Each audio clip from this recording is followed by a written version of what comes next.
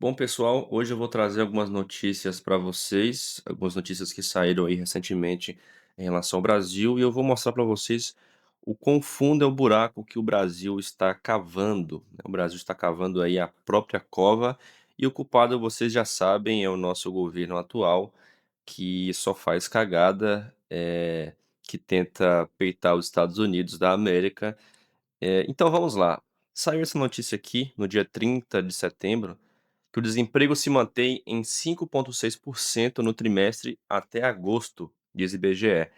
E a gente sabe que a CNN é uma das empresas aí, da imprensa esquerdista, né, que está do lado do governo, que fala bem do governo, e o subtítulo: "Taxa segue no menor patamar da série histórica que iniciou em 2012".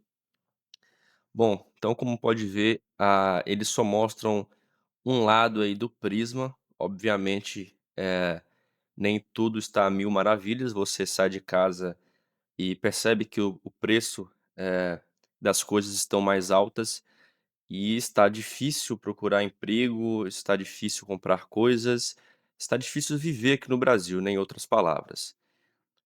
E aí, como que é calculado a taxa de desemprego?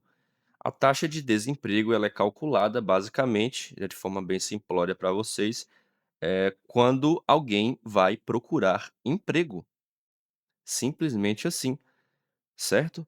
Então, a gente tem vários programas sociais aqui no Brasil, um deles é o Bolsa Família, e quando uma pessoa entra no Bolsa Família, a gente tem, a seguinte condição: esta pessoa não pode arrumar um emprego, senão ela perde esse benefício do governo, certo? Então, aqui embaixo nós temos a evolução do desemprego versus Bolsa Família. E a partir de 2021, a gente tem um aumento exponencial, do Bolsa Família, né, principalmente aqui na época da finalzi no meio da pandemia aqui, podemos dizer, né, e com Lula isso, já tinha aí finalizado praticamente a pandemia, explodiu loucamente aí para patamares absurdos, né. Então, quando o Lula entrou, estava no patamar próximo ali, na verdade ligeiramente acima de 80 bi, e a gente foi aí para 160 bi,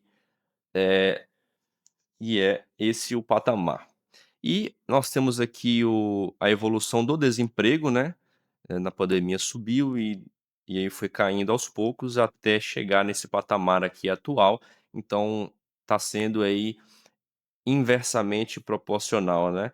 Então, se, sobe o Bolsa Família, a gente tem aí uma queda da taxa de desemprego, justamente porque essas pessoas não vão buscar emprego para não perder o Bolsa Família.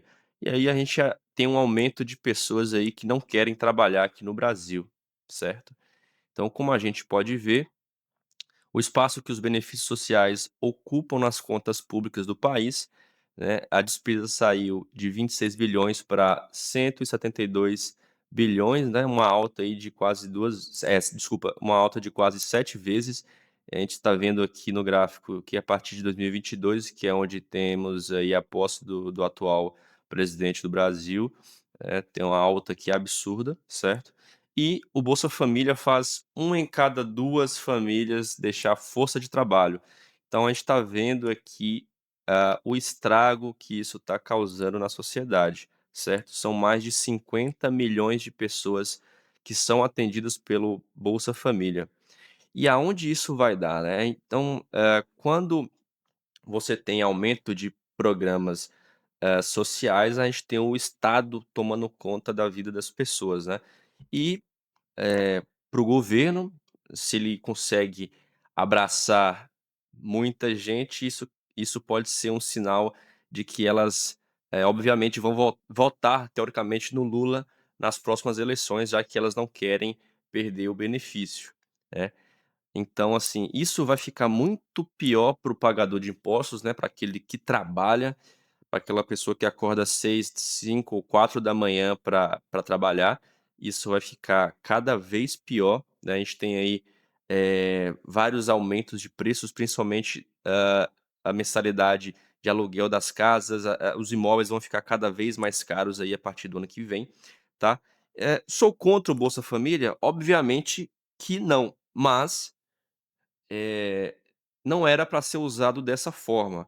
O Bolsa Família era, na minha visão de mundo, era para ser algo pontual, algo temporário, apenas para dar um suporte para a pessoa conseguir alavancar na vida.